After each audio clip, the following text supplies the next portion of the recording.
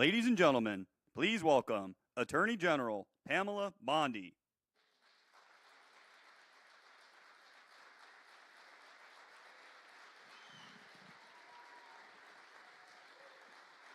Hi, please be seated. Welcome to the Department of Justice. And I love our team.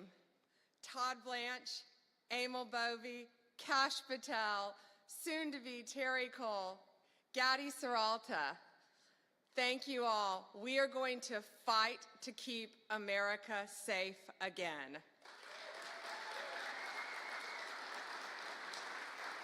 President Trump has prioritized tackling our nation's fentanyl crisis, and he has taken decisive action to fight it. I want to thank our U.S. attorneys who are here today, our state attorneys general from all around the country. I see all my friends out there, my colleagues, who will work to prosecute violent criminals, get the drugs off our streets, get the gangs off our streets, and get the illegal aliens out of our country. And thank you to all of our federal, state, and local law enforcement officers who are here today who keep us safe every day and night. Thank you to all of you.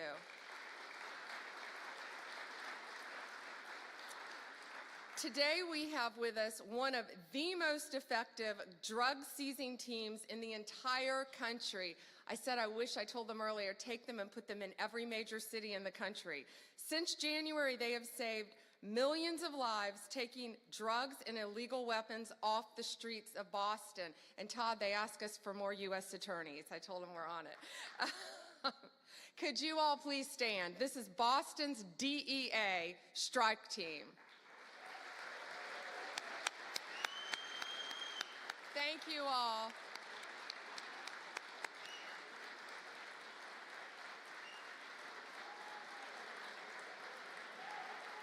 Thank you.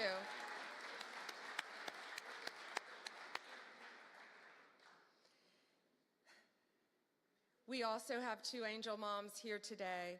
Anne lost her son. He was 15. He thought he was taking a Percocet at school, and it was laced with fentanyl. And he was beautiful. And I'm so sorry. But all of these people in this room, thanks to the directive of Donald Trump, are going to keep our streets safe and protect our kids. Thank you for being here.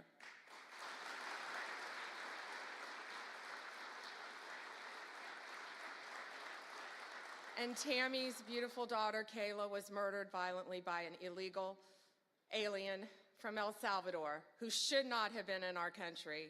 And thanks to Donald Trump, they will all be deported very soon, thanks to his work, Stephen Miller.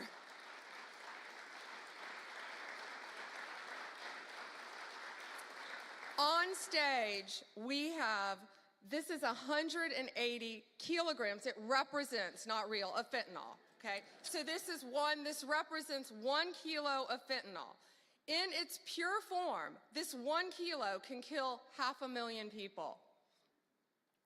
The 180 there, in pure form, could kill 90 million people. That is the population of California, Texas, and Florida. That's what we're dealing with in our country. That's why angel moms go around the country. That's why Donald Trump has taken such a hard stance against cartels, securing our borders, getting these gangs and drugs out of our country. But look at that. That can kill 3 states in its pure form. That should terrify everyone. I see our senators made it. Did our senators? Thank you. However, taking the drugs off the streets is only half the battle. President Trump has secured our borders and will continue to fight the cartels throughout this country, deport them all, or lock them up for the rest of their lives, thanks to our prosecutors around this country where they belong. Under the last administration, cartels, criminals, they freely walked in and out of our country with impunity. No longer. Under Donald Trump, they live in fear, and they better live in fear because we're coming after all of them. I am so proud to have a team with Emil and Todd and all of our great team, and we all work for the greatest president in the history of our country. We are so proud to work at the directive of Donald Trump. It is, he will never stop fighting for us, and we will never stop fighting for him and for our country. It is an honor to welcome to the Department of Justice the 45th and the 47th President of the United States.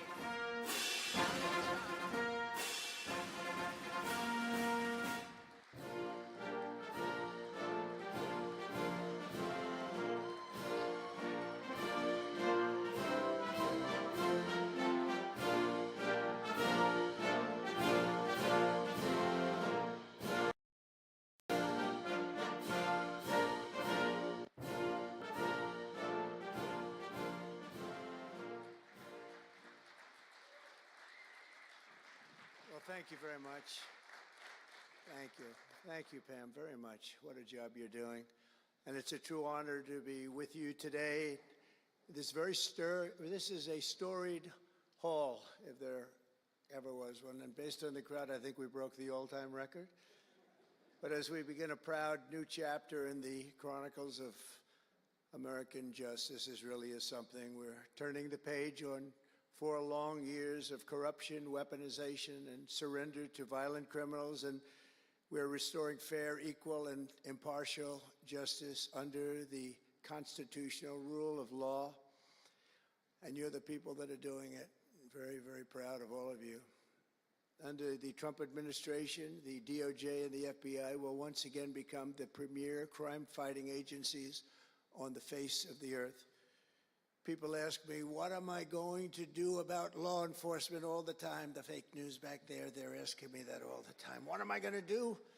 And when are you going to do it? And I answer them by saying I've already done most of it by appointing the people that I've appointed. They're sitting right here. They've done most of it.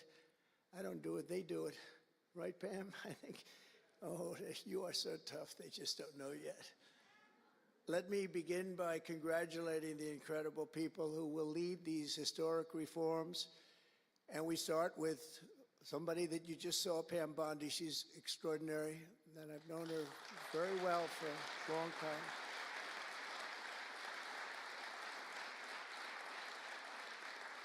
I watched her for a long time in Florida, for years in Florida, and highly experienced. She seems so young, but she's highly experienced, that I can tell you. She was a phenomenal Attorney General in Florida, and she's going to do a really amazing job. Also, our new director of the FBI, Kash Patel. Kash, right.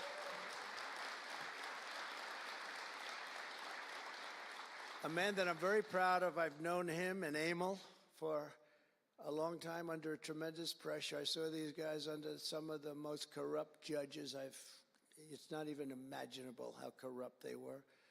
And these guys never wilted. They were not shy. They fought. They weren't afraid, and they were brilliant. Deputy Attorney General Blanche and Principal Associate Deputy Attorney Emil Beauvais. And thank you both very much. Right. Great people. They're great people. The Chief of Staff, who's so highly respected, Chad Mizell. Thank you, Chad. Chad? Yeah. Thank you, Chad. Our next administrator of the DEA, Terry Cole. Terry? Thank you, Terry. Good luck. Going to do great. Senior counsel to the Assistant Attorney General for Civil Rights. Boy, I've been watching him on television last couple of weeks. He is really a tough one, and he's a great one. Leo Terrell, you watch how good he's going to be.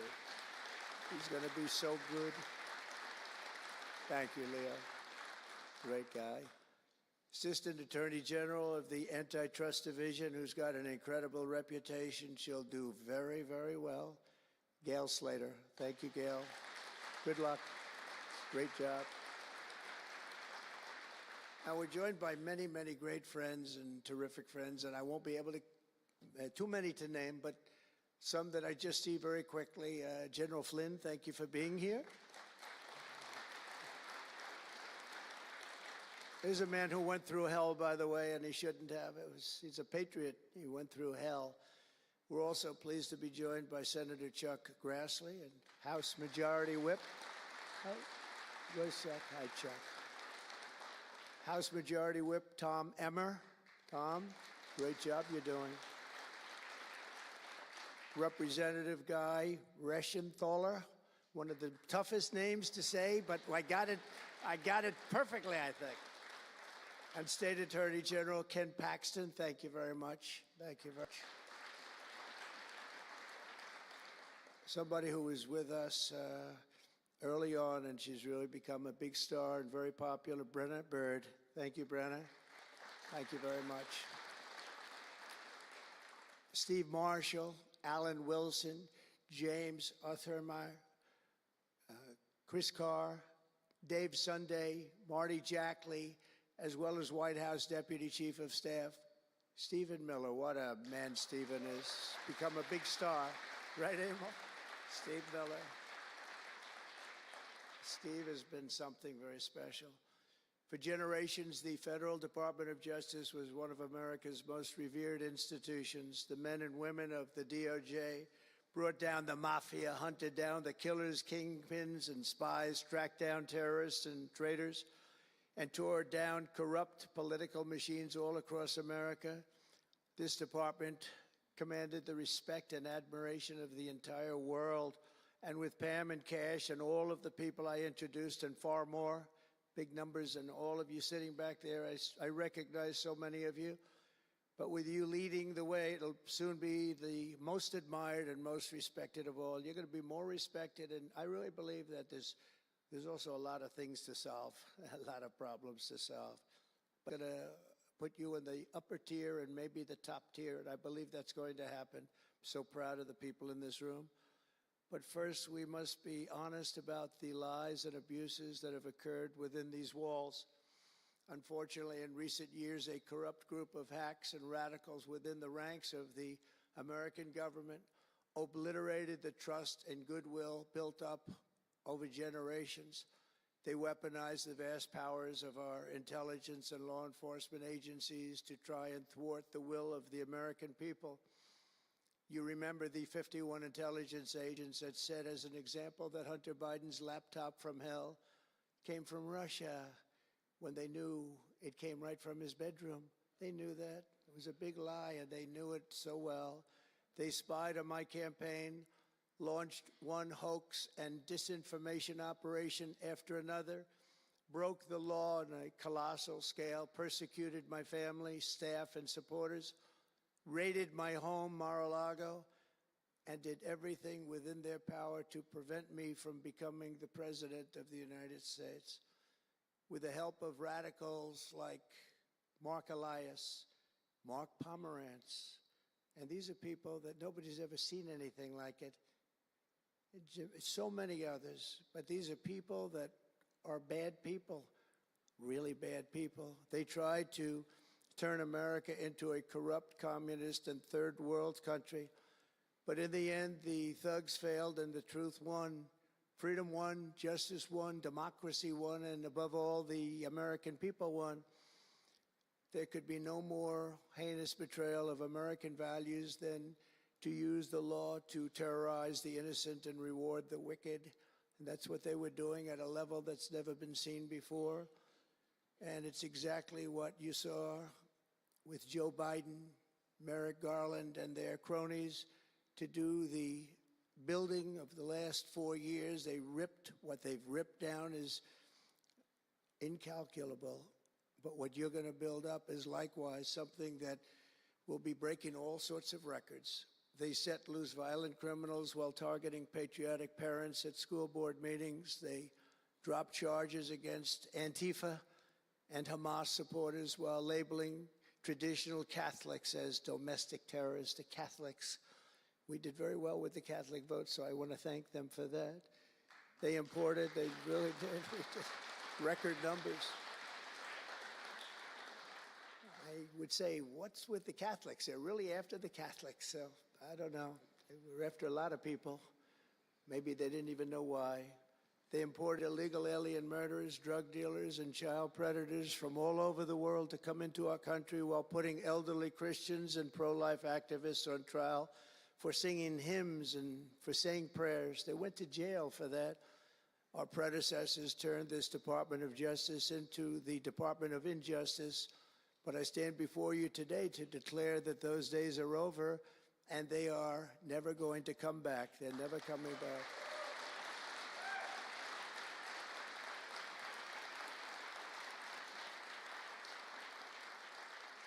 So now, as the chief law enforcement officer in our country, I will insist upon and demand full and complete accountability for the wrongs and abuses that have occurred. The American people have given us a mandate like few people thought possible. We won every single swing state. We won the popular vote by millions and millions of people. We won districts, 2,750. Think of that, 2,750 districts compared to 505. So we won it at levels that have, I don't believe, ever seen before. That's the one where you see the map of the United States and it's all red. Red for Republican, not for communist. Red for Republican. They would like it to turn red for communist, but it didn't work out that way. The American people have given us a mandate and really just a far-reaching investigation is what they are demanding into the corruption of our system. And that's exactly, I'm sure, what Pam and Cash and everyone else mentioned here and not mentioned is going to be doing. We will expel the rogue actors and corrupt forces from our government. We will expose and very much expose their egregious crimes and severe misconduct, of which was levels you've never seen anything like it. It's going to be legendary. It's going to also be legendary for the people that are able to seek it out and bring justice. We will restore the scales of justice in America, and we will ensure that such abuses never happen again in our country.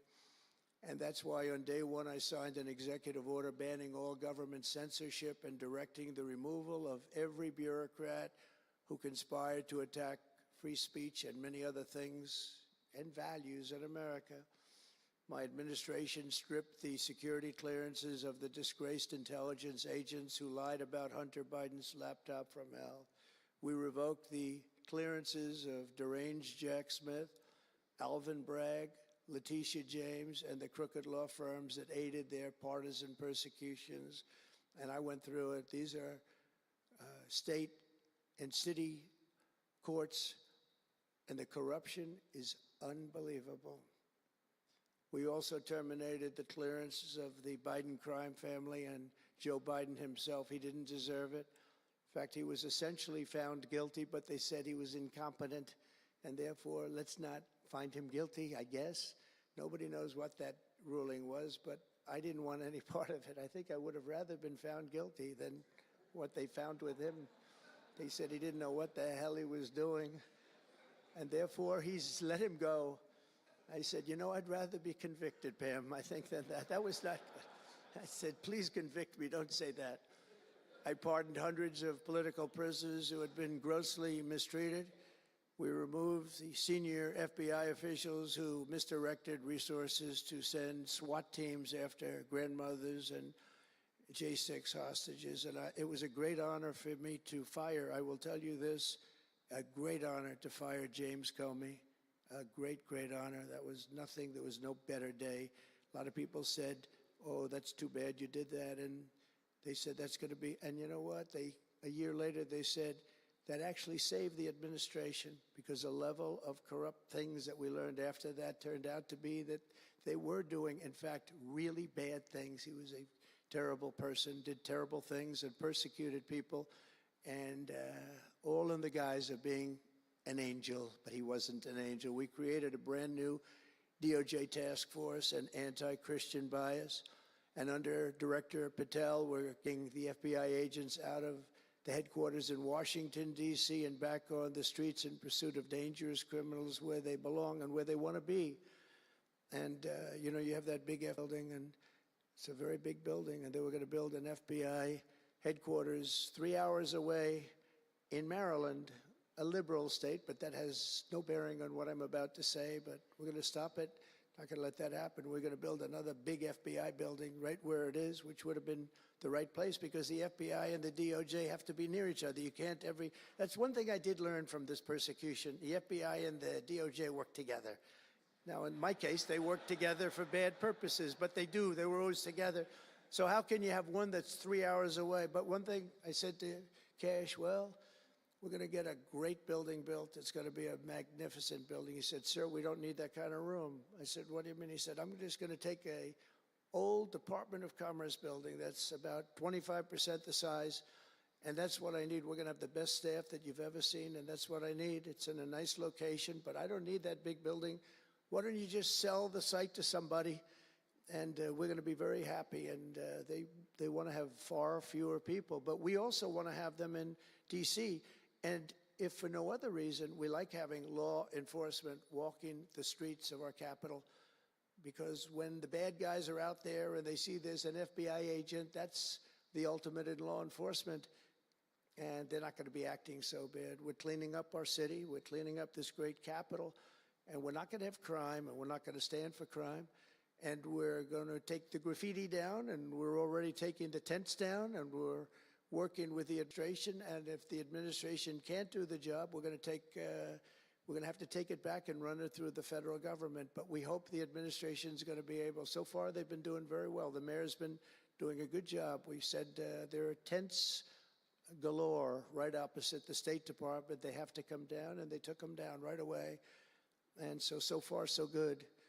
But we want to have a capital that can be the talk of the world. When Prime Minister Modi of India, when the President of France, and all of these people, the head of Prime Minister of United Kingdom, they all came to see me over the last week and a half. And when they come in, I had the route run. I didn't want to have them see tents. I didn't want to have them see graffiti. I didn't want to have them see broken barriers and potholes in the roads, and we had it looking beautiful. And we're going to do that for the city. And we're going to have a crime-free capital. When people come here, they're not going to be mugged or shot or raped. They're going to have a crime-free capital again. It's going to be cleaner and better and safer than it ever was, and it's not going to take us too long. There's a new phenomena that is taking place with these violent, vicious lawyers that we have all over. They play the ref. You know what playing the ref is? Like the great Bobby Knight basketball coach. He'd scream and scream at the ref. He'd scream. I watched him. By the way, I love Bobby Knight because he endorsed me. And having Bobby Knight's endorsement in Indiana was an extremely good thing. A friend of mine said I was running in Indiana at the time. This was early on, 2016. And I was doing great. But a friend came up and said, "Do you know Bobby Knight?" I said, "No, I don't, but I hear he was a tough cookie." He said, not only tough, he was beyond tough, but he's the most popular guy you can imagine. It turned out he wanted to endorse me. He called me about 2 years before. He said, "Sir, I'd like to endorse you." I said, "Is this really Bobby Knight?" He said, "It's me." I could tell it was Bobby Knight. He had been known for throwing the chair across the court and slapping a player. Can't do things like that, right? And the man that came in fired him. He was a new administrator for the college. That guy didn't last very long. They were like 14-0, and they fired Coach Knight. That was not good, but he had a little chip in his shoulder. But he loved Trump, and he came in, and he said, "I'd love to endorse you." He said, "If you ever run, please call me." So he said, "You know Bobby Knight?" I said, "Well, I don't know." But he called me a couple of years ago. It was an amazing phenomenon. I took his number, and on each side of my desk in New York, I had stacks of paper, like nice and neat, but about 2 feet high each. And I said, I wrote his number down and I put it here 2 years ago.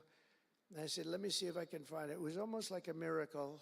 I had other miracles that happened too. My ear is still throbbing. That was a miracle.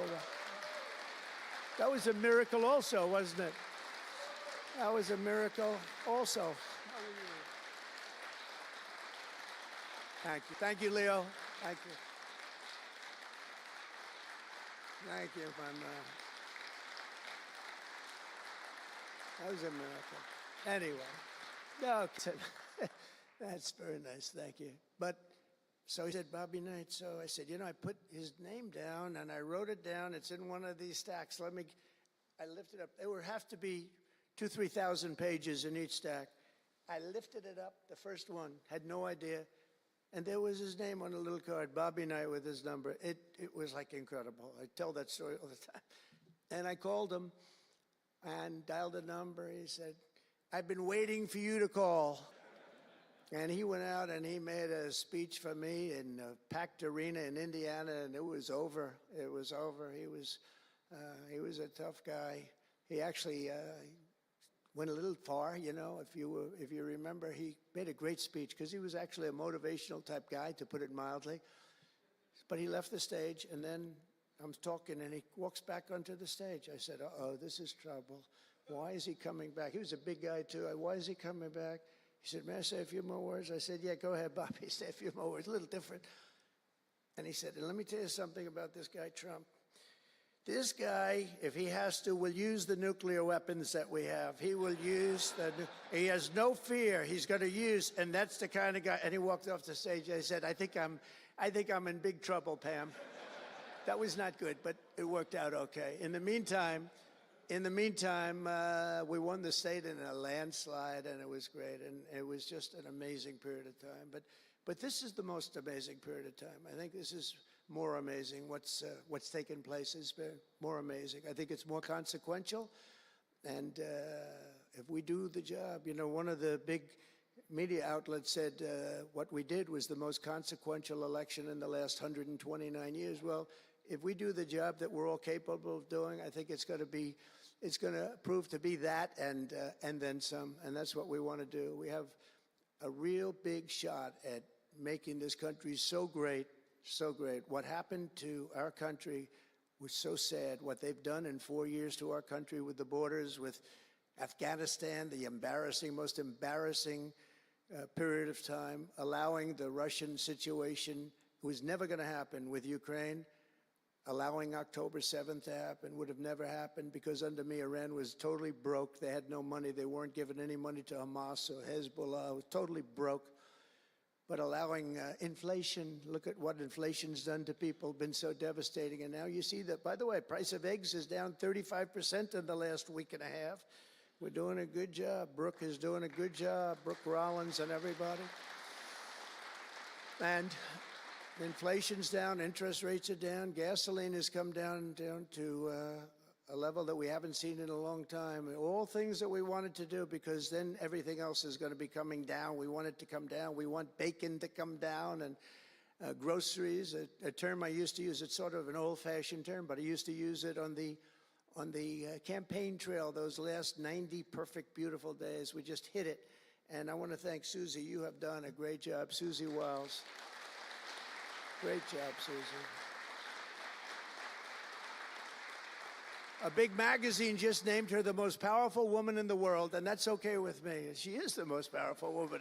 You think about it, John, right? The most powerful woman in the world, but she's great. And we had a great 90 days. It was a quick 90 days, and it was a great result, but we want to put that result to good use by doing a phenomenal job. And I want to tell you that Todd and Emil know this very well. We had an amazing judge in Florida, and her name is Eileen Cannon, and I didn't know her.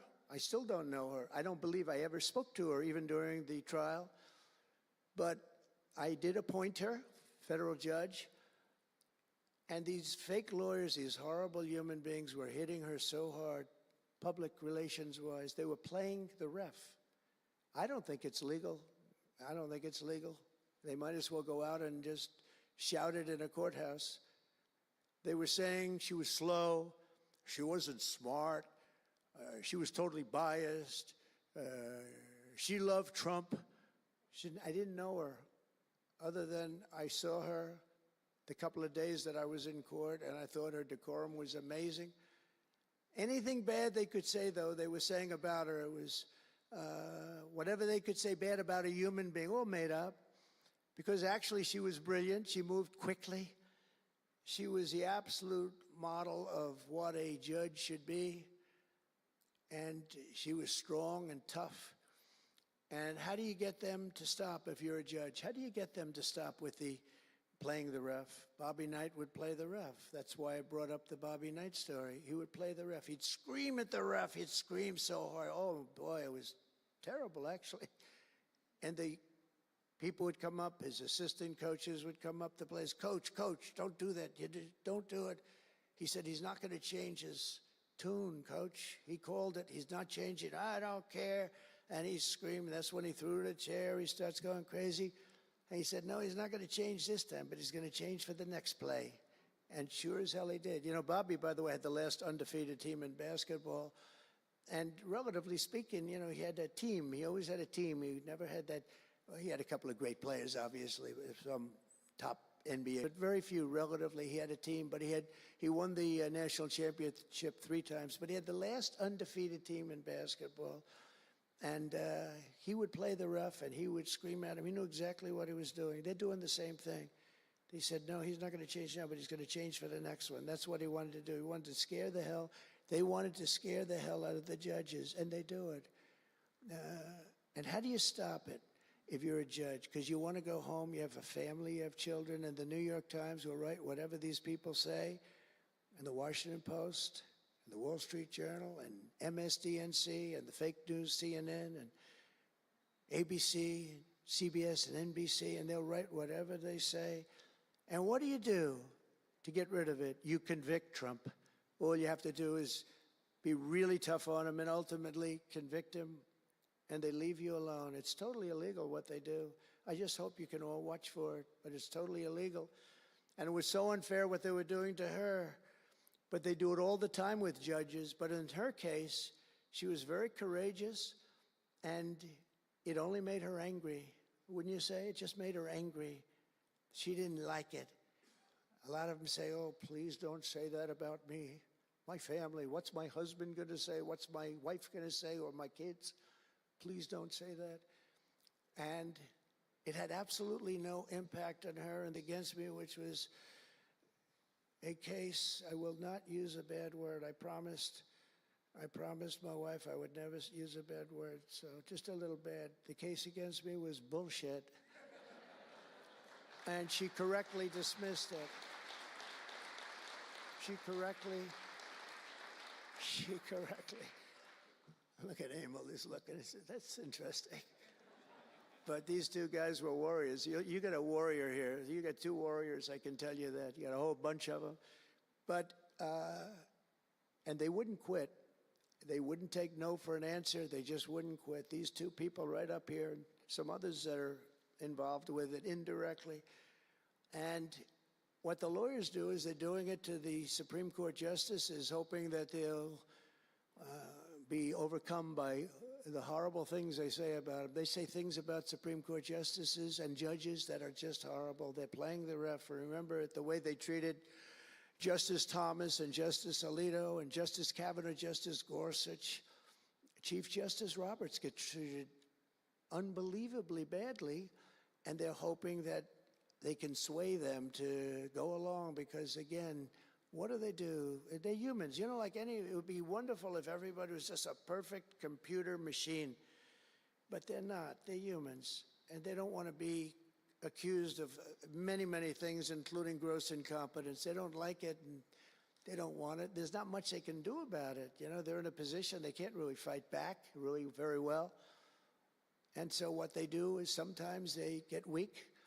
I would say a majority, maybe, of the times. That's why I'm so impressed with Judge Cannon in Florida, how strong she was, how she held up. It actually made her more resolute than anything I've seen. I mean, it was amazing because they were hitting her so hard. It was so sad to watch this. But it's sad what they do to other judges. It's very sad what they do to the Supreme Court. And a lot of the judges that I had, if you look at them, they take tremendous abuse in the New York Times and the Washington Post, all of the different networks. They take such abuse. And honestly, very simply, they're afraid of bad publicity. They don't want bad publicity. And it's truly interference, in my opinion, and it should be illegal, and it probably is illegal in some form.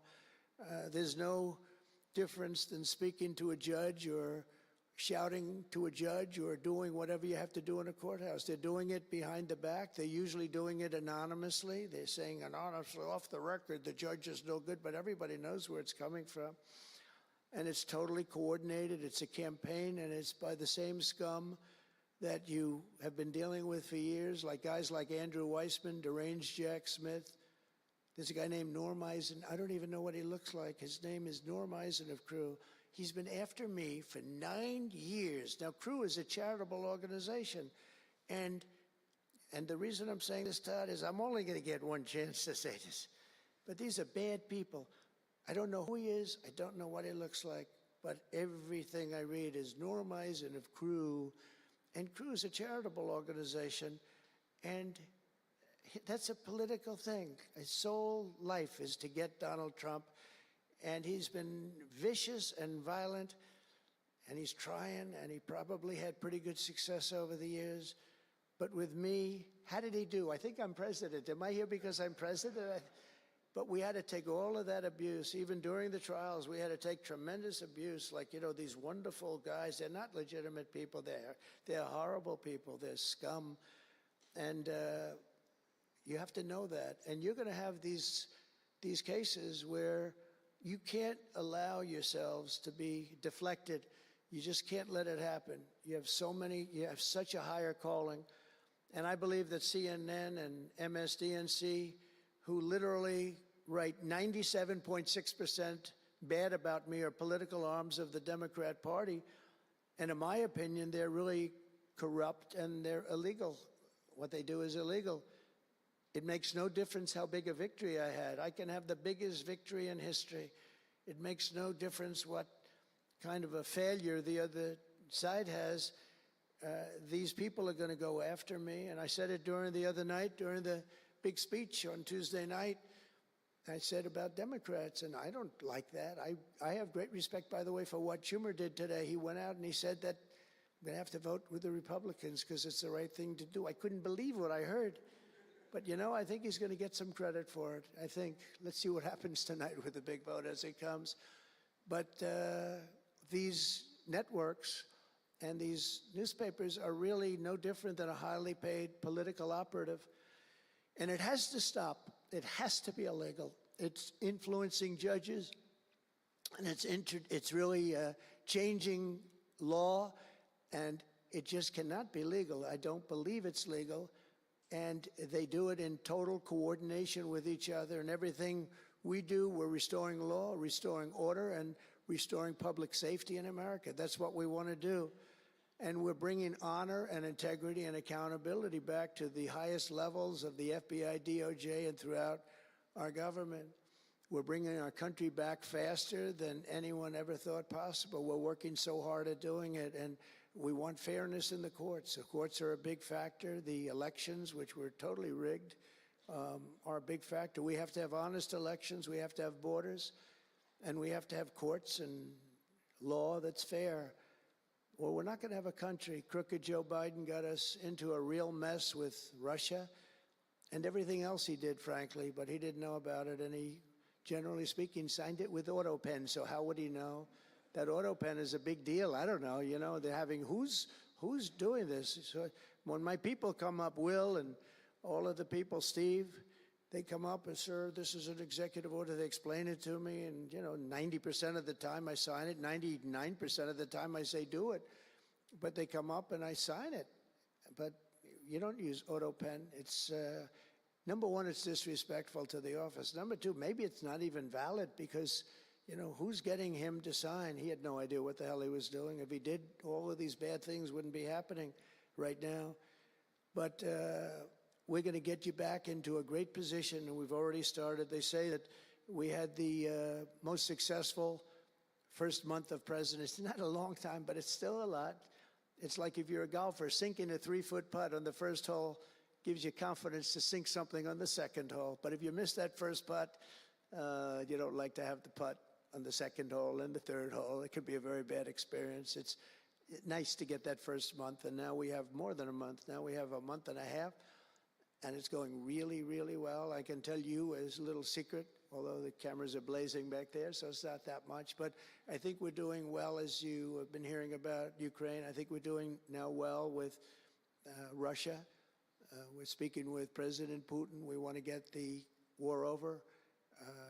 Not only have we spent maybe $350 billion to Europe's, think of that, $350 billion to $100 billion, and yet we're across the ocean far away, so it shouldn't have been that way, but Biden let that happen too. And we're getting a deal where we're going to get that back, but much more importantly are the lives that we're talking about. On average, 2,000 young people are being killed every single day. Now, they're not from here. They're from nowhere close to here, but they're young people. They're human beings, and they have parents. They have sisters and brothers, the mothers and fathers, the friends and the families and the towns where they grew up. And they're losing, on average, 2,000, even 2,500 a week. And I want to get it stopped. And we've had some very good calls today with Russia and with Ukraine. They've agreed for a ceasefire if we can get it with Russia. And it's not easy. It's a tough one. But I think we're doing it. And as the Secretary General said yesterday of NATO, a terrific guy, he said without Trump, we wouldn't be talking about it. It would just go on for years, and millions more people, millions of people have been killed, but millions more people would be killed. And he said it was a great honor. Without me, it would just keep going on. We're looking for the ceasefire now with Russia, and we've had some very good talks about it. We've had some very good responses. And I can tell you that there was a case where there would have been no war if I were president, and it's just 100% would not have happened, would never have happened. Speak to President Putin a lot about it. I said, don't do it. Don't do it. I won't tell you what the consequence was. I won't tell you what he said. But if he believed even 5% of what I said, then he would say, I'm not going to do it. And I think he did. But we had a good relationship, and we had a professional relationship, and his respect for this country. And I think we've had some very good results. So, you know, I haven't been able to say that to anybody else. I haven't wanted to say it until just before I came here. I got some pretty good news. So, but we have to see what happens. It's still a long way to go. The fighting is unbelievable. Russia has a large group of Ukrainian soldiers, as we speak, surrounded and in grave danger. They've been able to surround them. They're in grave danger. Biden should have never let this war happen. First of all, you don't want to pick on somebody that's a lot larger than you, even with the money. There's a lot of money that we gave them and a lot of equipment. We make the best military equipment in the world, but even with all of that, it's unbelievable. Right now, you have a lot of Ukrainian soldiers that are encircled and in grave danger, and I've asked them not to kill those soldiers, please, not to kill those soldiers. We don't want them killed. It's such a shame to see what's happened. A thing like that would have never happened. Inflation would have never happened.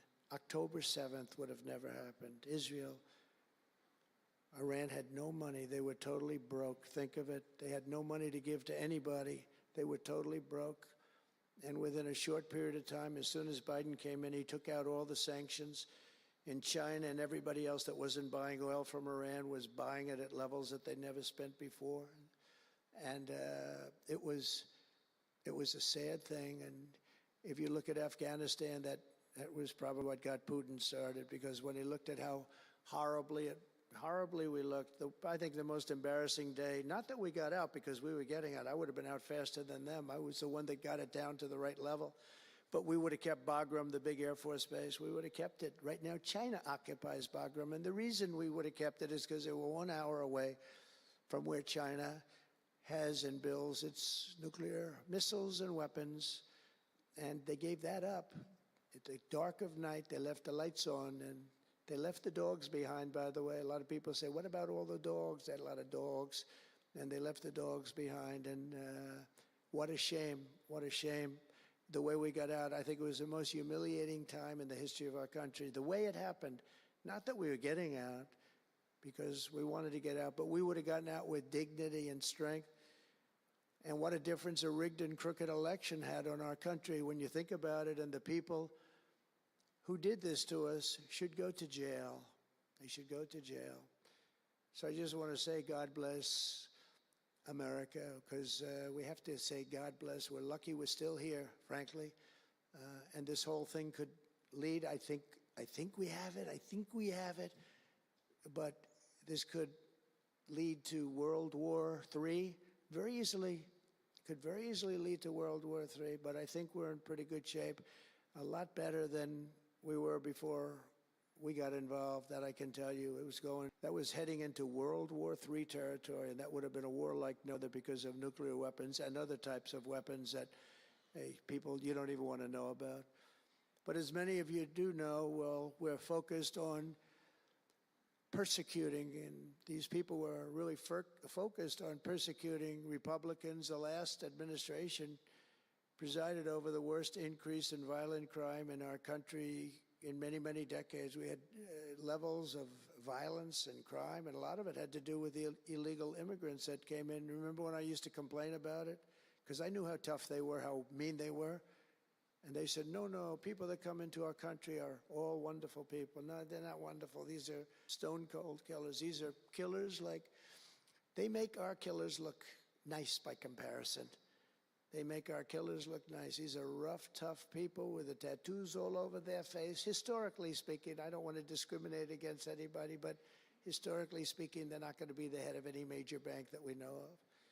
These are rough people. These are rough killer people, and they allowed them in by the millions.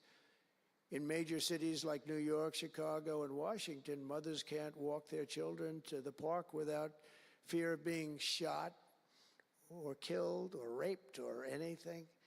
Women can't ride the subway without worrying that a hoodlum will shove them onto the train tracks. In New York, it's happened twice in the last couple of weeks. They're standing there, a perfect Wall Street gentleman in one case, and another person who was a worker, good worker, electrician, gets pushed into a train going 45 miles an hour just prior to the train, not stopping, going to go through that. So I know the stations very well. I used to take the subway. I used to feel safe. When I was young, my parents would drop me off at the subway. I'd take the subway to my school. Can you believe it? Today, they wouldn't be doing that. And we want to get a country back maybe where you can do that again, Pam. But it's so sad to see what's taking place. Under the Biden regime, average monthly homicides increased by 14%. Property crime rose tremendously. Violent crime went up at least 37% that they know of. Rape soared by 42%. Car theft rose by 48%. And robberies surged to 63 to 100%. They don't even know what the number is. And I have no higher mission as President of the United States than to end this killing and stop this law-breaking and to making America safe again. And that's what you're all about in this room. We want to protect Americans, and we protect everybody that's in our country, American or not American. We want to have a safe and proud country. We're joined today by dozens of police officers, sheriffs and sheriff's deputies from all across the country. My message to these law enforcement heroes is simple. With me in the White House, you once again have a president who will always have your back, will always have your back.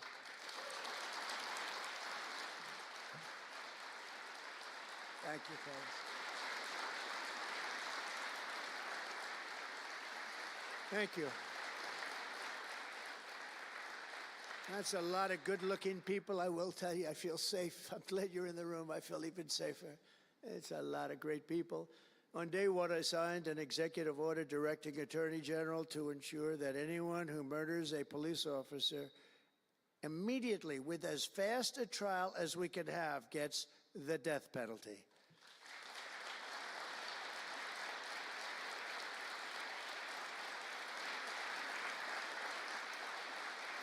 And last month, I fired all the radical left pro-crime U.S. attorneys appointed by Joe Biden. There were so many that were bad. And I know there were some that were probably very good, but there were so many that were so bad and so evil, so corrupt. Instead of having Marxist prosecutors who want to put police officers in handcuffs and go after a police officer rather than a criminal, I appointed patriotic, tough-on crime warriors who will partner with police to put dangerous offenders behind bars, put them in jail. We're fully reviving 1033 program to provide state and local law enforcement with surplus military equipment, that we have so much of it. I did it in my last administration, and I remember Obama wouldn't do it. He wouldn't do it before me, would not do it, because he thought it made them look too strong. I said, no, that's what I want them to look like. I want them to look strong. And it was protective, defensive equipment. We had billions of dollars. I gave it out, and now I'm going to have a chance to give it again. They didn't want to do it with Biden. And Biden didn't know why. I didn't, if they would have asked him, he wouldn't have been able to answer the question. He could never answer a question. They said my press conference yesterday was longer than all of Biden's press conferences put together for the last 4 years. And I don't know if that's true, but it was close. And perhaps most importantly, we're securing our border and repelling the invasion of America. We have, you see the numbers have come down. So, and Tom Homan and Christie have been incredible. Christie Noem, Secretary, she's done great. And Tom Homan is, I don't know if Tom Homan's here, but wherever he may be, I think he's chasing people out of our country. If he was here, I'd almost be disappointed. What are you doing, Tom? But he's a fantastic guy, and he's a brave guy. Over the past 4 years, other countries emptied out their prisons and jails, mental institutions, and insane asylums, and sent the killers, drug smugglers, and bloodthirsty inmates from the filthiest dungeons of the world straight into the USA. And open border. We had an open border policy. Anybody could come in, no matter what you were, no matter where you came from, no matter what you looked like, no matter what you were doing, no matter what you did, no matter how many people you murdered, you could come right into our country. We have murderers right now walking the streets. We're joined today by Tammy Nobles, whose 20-year-old daughter, Kayla, was attacked in her home 3 years ago, horrifically assaulted and strangled to death by an illegal alien MS-13 monster set loose into our country under the open border Biden regime. Kayla was one of countless American victims ripped away from their families by the open border policies of that administration. And we're also joined by Kayla's stepfather, Jeremiah, and several other courageous angel families here today. And I'd love you to all just stand up and take a bow, because you are incredible people. Please. Thank you.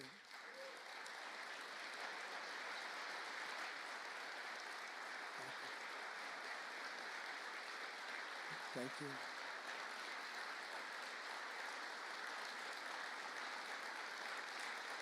Thank you very much. Thank you.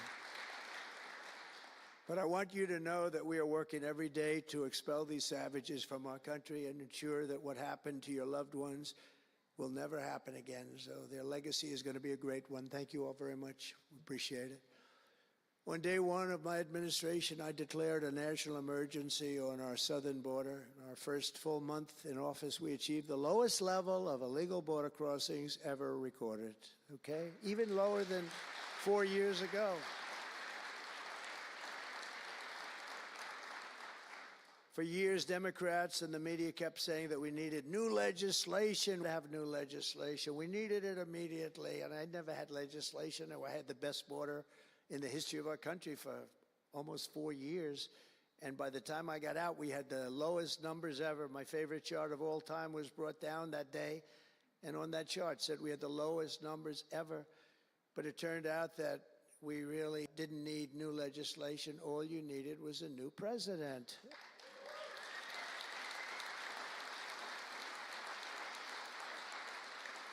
And I said that the other night.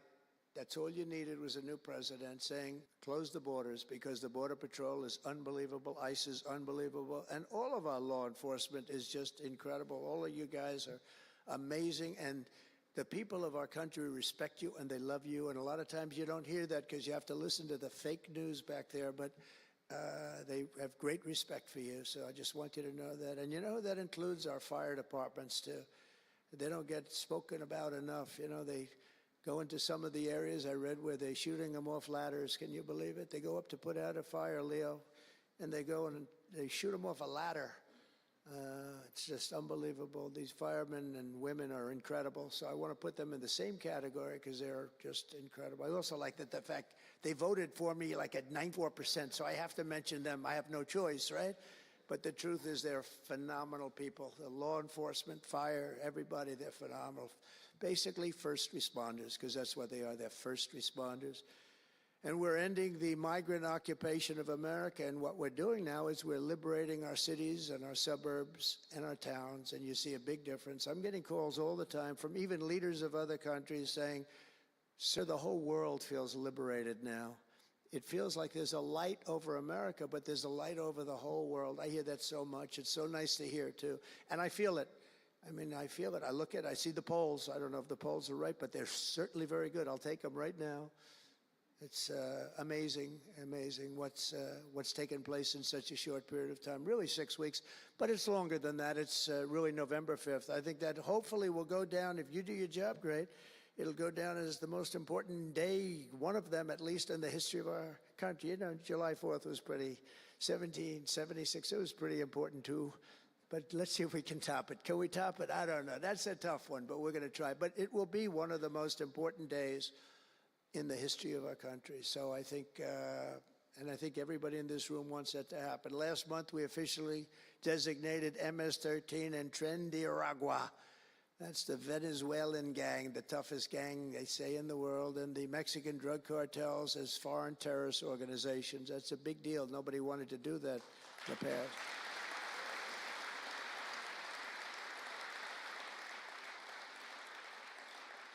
And by the way, we've caught hundreds of them, the Venezuelan gang, which is as bad as it gets. And you'll be reading a lot of stories tomorrow about what we've done with them.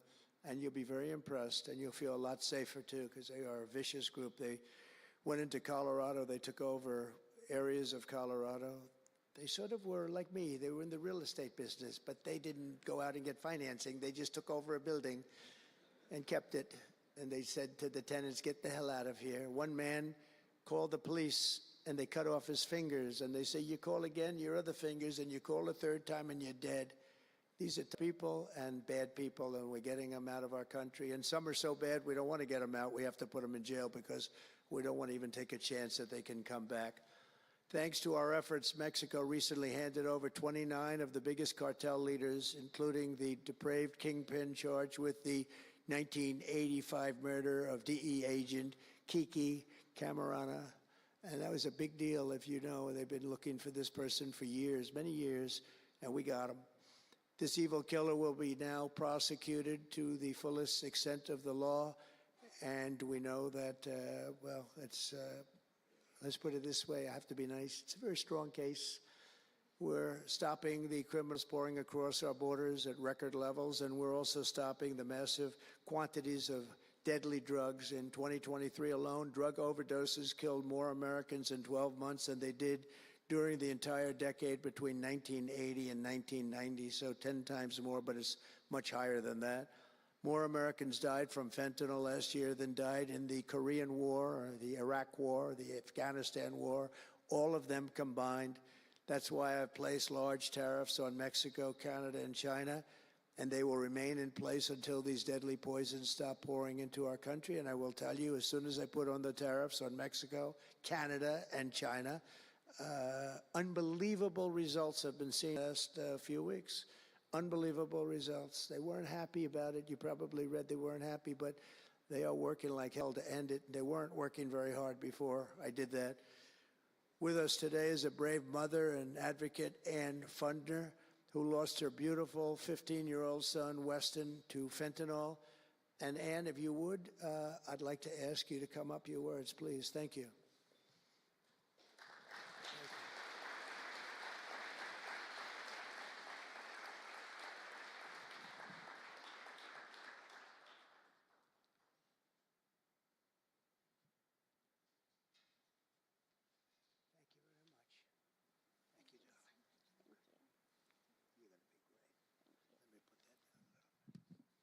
Thank you.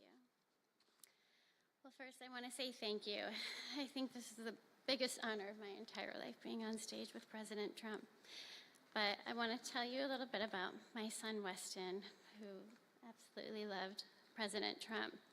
He had a beautiful Trump 2020 flag hanging in his bedroom, and he had it on the beach one day, and we took a picture, and it became our 2020 Christmas card with the most perfect slogan for President Trump: peace on earth. But what would happen in the next 4 years would be devastational to our country and our safety of our children.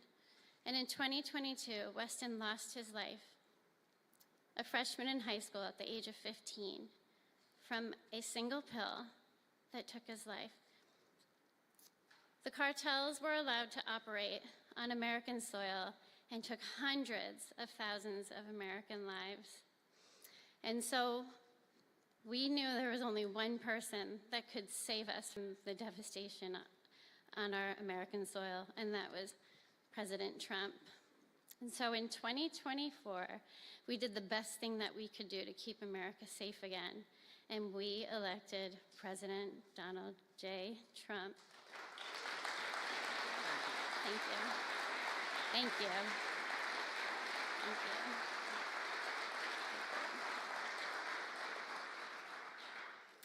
Thank you. And he's done everything that he has promised. We have a 98% decrease in border crossings, and he has labeled the terrorist cartels terrorist organizations, and he has instilled tariffs because there is no price on human life. And so I feel like I can speak for the entire fentanyl fighting community when I say thank you to President Trump, and thank you to Pam Bondi and everyone out here who is fighting this fight. God bless you. God bless you, President Trump. And God bless America. Thank you. He's up watching you. He's up there watching you. And he's so proud of Mom.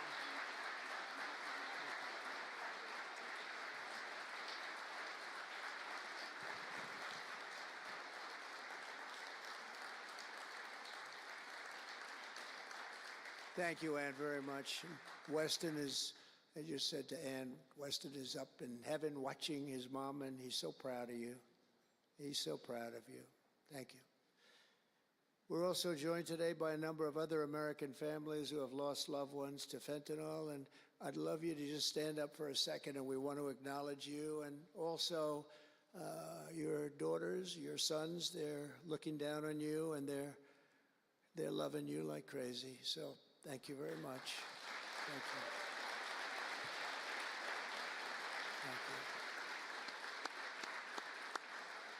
Thank you. Thank you. This department will not rest until we have ended the fentanyl epidemic in America once and for all. In less than 2 months since I took office, the DEA and FBI have seized nearly 1 million deadly doses of fentanyl, and that's just the beginning.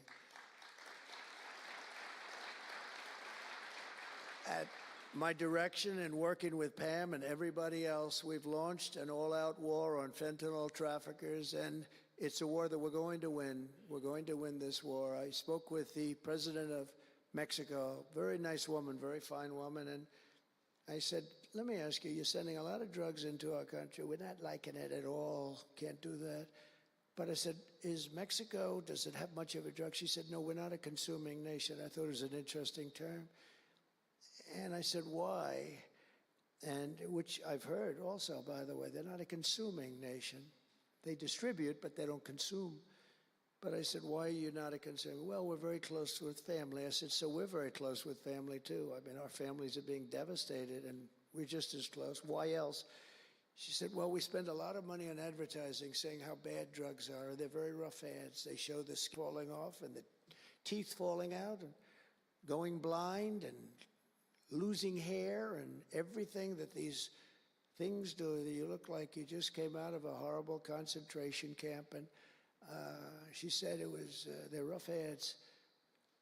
And it's not often that I feel I've learned something from a phone call, because I've had a lot of phone calls over my life. But I realized right then and there what a great idea that is. And we have hired Susie, a great person, who did a lot of our campaign work, and we've come up with an advertising campaign that's, I think, really incredible. More than anything else, it's terrible to watch. terrible to watch. It's the only way it's going to work. And I would be, because we got the numbers down, 18% would have a blue ribbon committee headed by the First Lady of the United States, who everyone loves, and some of her friends. And, you know, they work so hard, but it's a tough deal. They're dealing with very smart and very vicious people. You know, some of those businesses, those cartels are run better than any business in America. They say they're run incredibly, not just here, they all over the world. They're run like a major business, but in many cases better. And I said, we got it 8% down. Well, 18% is incredible. It's like a record, but when you think of it, it's not very much.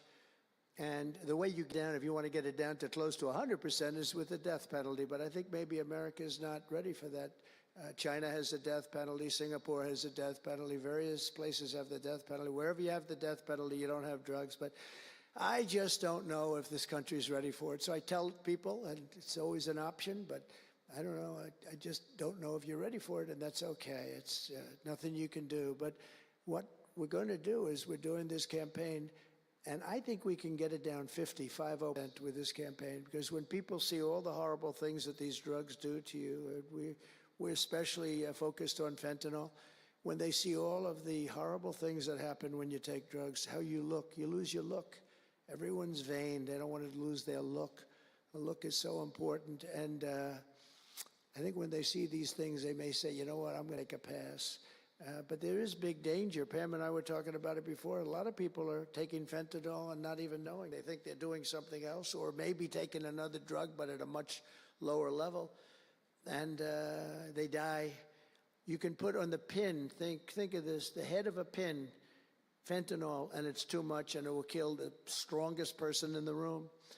And it's amazing. But we're going to do this campaign. It's going to be launched fairly soon, Susie.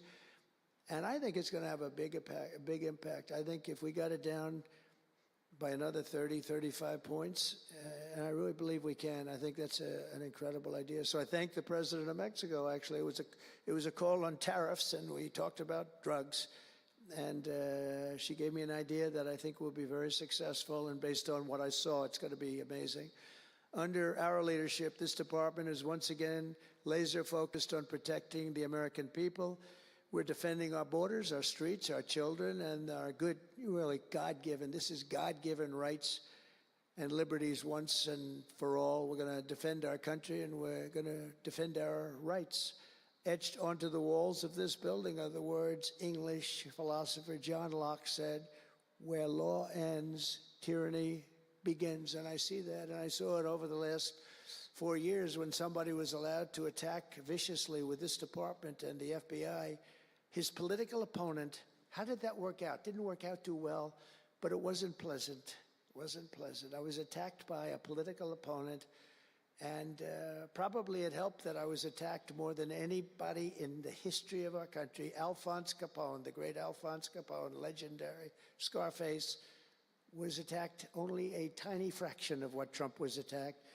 And maybe it worked out well, I don't know. If I had to give it up, I probably wouldn't, but only because I've gone through it. But I wonder what the difference would be. Maybe they helped get me elected by those margins, the big mandate that we received. But you can't go after your political opponent. Nobody's ever seen anything like it, actually.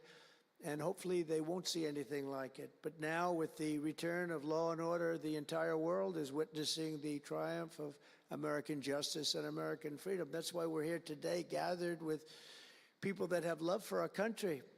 In the coming years, we will revive the storied legacy of this department, and it's happening right now. You can feel it. And rekindle the spirit of the great lawmen and legal lions of the past, Americans like Wyatt Earp, Elliot Ness, Frank Hammer, Rudy Giuliani. Rudy Giuliani had to suffer greatly. He's the greatest mayor in the history of our country. He had to suffer greatly. Ed Meese, Antonin Scalia, Robert Jackson, and Robert F. Kennedy. We will rebuild pride in our institutions. We will restore the prestige of this great department, and we will bring back faith in our justice system for the citizens of every race, religion, color, and creed. And I want to just tell you that this has been a great honor. I was asked to do it, and I said, is it appropriate that I do it? And then I realized It's not only appropriate, I think it's really important. And I may never do it again. I may never have another chance to do it again because this is something that I'm leaving to the greatest people I know, the best people, the smartest people, the toughest people I know. And they're going to do an incredible job. And it's an honor for me to have won this election so that I can appoint these people to do their job, and they're going to do it like you have never seen. So I just want to wish all of you good luck. It's going to be an interesting journey. Not going to be easy, but you're going to win. You're going to win, win, win, and fight, fight, fight. And it's going to end up being a tremendous result for this country. So thank you all very much. God bless America. God bless you all. Thank you.